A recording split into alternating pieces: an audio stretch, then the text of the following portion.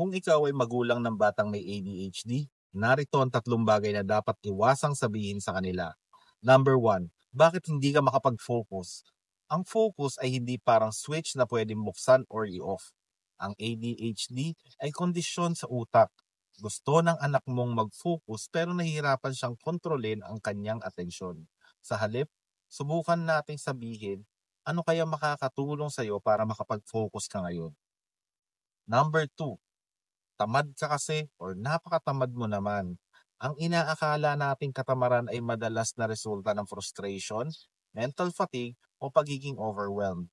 Sa halip, subukan natin sabihin, mukhang nahihirapan ka dyan ah. Gusto mo bang tulungan kita? Number 3, napaka makakalimutin mo or nakakalimutan mo lahat ng bagay. Ang ganitong mga label ay maaaring maging bahagi ng kanilang pagkakakilanlan. Sa halip, sabihin natin sa kanila, tara isip tayo ng paraan para matulungan kang maalala ito sa susunod. Tandaan, ang koneksyon ay mas mahalaga kaysa correction.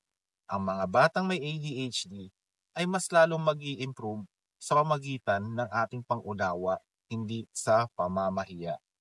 Follow for more ADHD parenting tips. Please like and subscribe.